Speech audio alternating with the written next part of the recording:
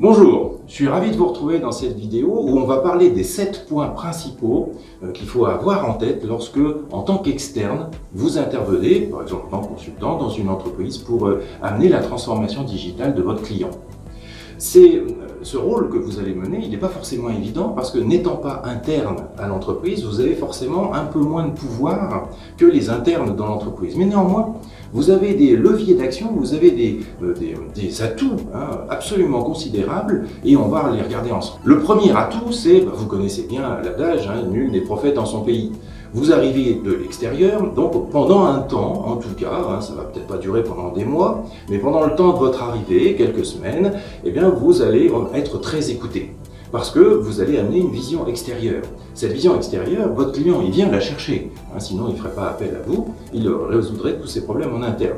Cette vision externe, elle est particulièrement intéressante et du coup, ça va vous donner un petit peu de marge de manœuvre, ça va vous donner un petit peu d'écoute supplémentaire lorsque vous allez prendre en main votre mission. Donc, appuyez-vous sur ce regard externe, sur cette approche neuve des problématiques de votre client. C'est quelque chose dont il va être extrêmement friand. Le deuxième point, le deuxième levier, c'est le bon vieux rapport d'étonnement.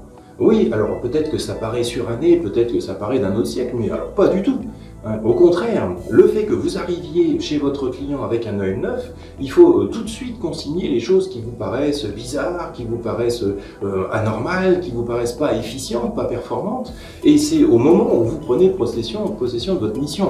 Après, ça sera trop tard. Déjà, vous aurez perdu le point numéro 1 qui est d'avoir un regard extérieur. Et deuxièmement, vous allez être tout de suite pris dans le quotidien des affaires de votre client. Donc un bon vieux rapport d'étonnement, c'est quelque chose d'extrêmement puissant. Et pour vous aider à faire ça, rien de tel qu'une meilleure pratique, parce que vous pouvez trouver des templates, vous pouvez trouver des méthodes, vous pouvez trouver des cadres méthodologiques qui vont vous permettre plus facilement de faire votre rapport d'étonnement. Par exemple, si vous êtes dans l'agilité, vous rapprochez d'un cadre comme Scrum ou Prince 2 Agile, ça va être quelque chose d'important. Quand vous êtes dans l'organisation des systèmes d'information, bien sûr, un cadre comme ITIL ou comme COBIT va vous permettre d'accélérer cette production de rapports d'étonnement. Voilà, ne vous passez pas de cet outil-là, c'est quelque chose de très puissant. Le troisième levier, c'est mettez l'accent sur les parties prenantes. Vous venez de l'extérieur, vous allez découvrir, alors ça va être une difficulté dans un premier temps, mais vous allez découvrir les différents acteurs qui tournent dans votre projet, qui tournent autour de votre projet, découvrez-les et essayez d'élargir le cercle sous forme concentrique pour découvrir de plus en plus de parties prenantes et essayer de bien détecter si elles sont supportrices, résistantes, ou si elles ont besoin d'être convaincues ou si elles le sont déjà. La gestion des parties prenantes, vous savez que c'est 30% des échecs de projet. C'est une personne qu'on n'avait pas identifiée au début du projet et qui a un impact ou bien une influence très importante. Ou c'est une autre personne qui avait en apparence, qui était supportrice en apparence et qui en fait ne l'était pas. La gestion des parties prenantes, c'est extrêmement important. En général, quand on fonce dans un projet, on y va tête baissée et on se dit qu'on va découvrir les gens au fur et à mesure. Ça, c'est une erreur. C'est 30% des échecs de projet.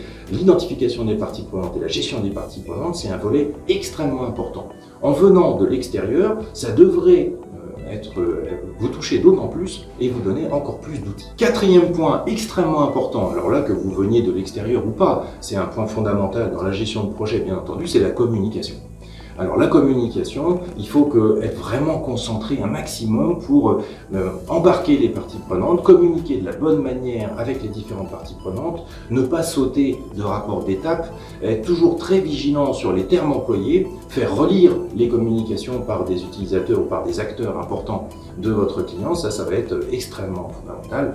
Et pour ça, vous pouvez très bien vous appuyer sur également des modèles comme par exemple l'approche de communication de Prince 2, encore une fois, ou bien la stratégie de communication qui vient de PMP, qui donne un cadre qui va vous permettre d'identifier les bons moyens pour communiquer avec vos différentes parties prenantes. Souvenez-vous bien, dans le cadre d'un projet, un chef de projet, normalement, ça passe plus de 80% de son temps à communiquer. Il vaut mieux pas louper cette affaire. Cinquième point, profitez de votre candeur. Alors, je ne m'adresse pas à des enfants, l'idée c'est de dire, vous venez de l'externe, vous avez des idées, une vue qui est différente forcément de celle de votre client. Et donc n'hésitez pas parfois à faire l'innocent ou l'innocente, la personne qui comprend pas complètement, ou ce genre de choses-là, même si vous comprenez très bien le sujet. On va vous le pardonner, puisque en arrivant chez votre client, forcément vous n'avez pas une vue globale de la situation et de votre projet. Ça peut faire débloquer des situations, ça peut donner des idées. On acceptera plus de quelqu'un qui ne connaît pas le sujet un certain nombre de remarques, alors qu'on ne l'acceptera pas de quelqu'un qui est expert dans le secteur ou bien qui connaît bien l'entreprise.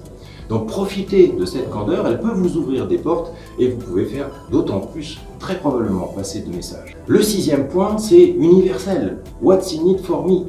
Quel va être l'apport en fait, du projet pour les utilisateurs? Si les utilisateurs ne comprennent pas la valeur apportée par le projet, les utilisateurs vont être résistants, forcément. Tout le monde, forcément, est résistant parce que c'est une façon d'adresser l'inconnu.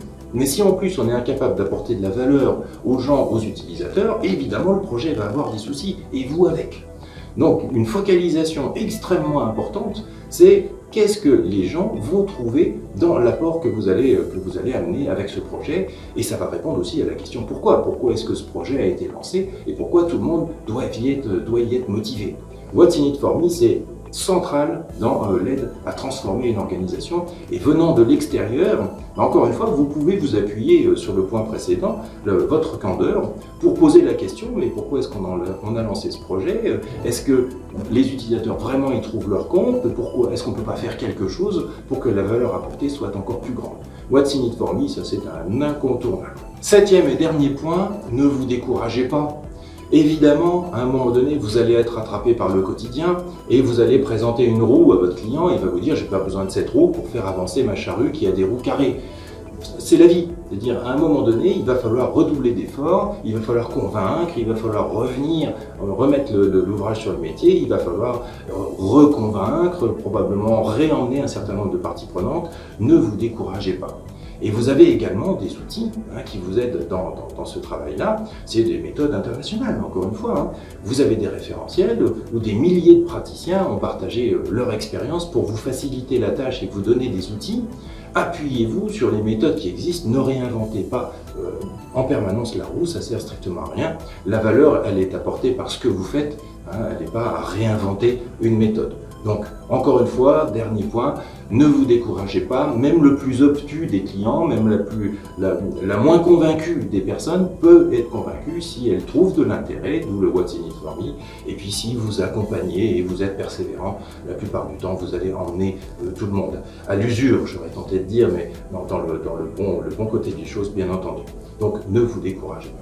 Voilà, assez souvent mes clients me disent elles sont gentilles, toutes ces méthodes de gestion de projet, d'agilité, etc., toutes ces meilleures pratiques, elles sont gentilles, mais nous on est externe et c'est quand même beaucoup plus difficile d'aider notre client à se transformer lorsqu'on est externe que lorsqu'on est interne. C'est pas faux, mais c'est pas complètement vrai non plus. À travers ces 7 points, là vous avez 7 leviers majeurs qui vont vous permettre d'aider votre client à se transformer. Ils vous en sont tout à fait reconnaissants et vous, ça va vous faciliter le travail, bien sûr en restant focalisé sur ces 7 points qui sont les points vraiment de loin les plus importants pour gérer une transformation chez un client. Merci et à très bientôt sur SCASE4ALL.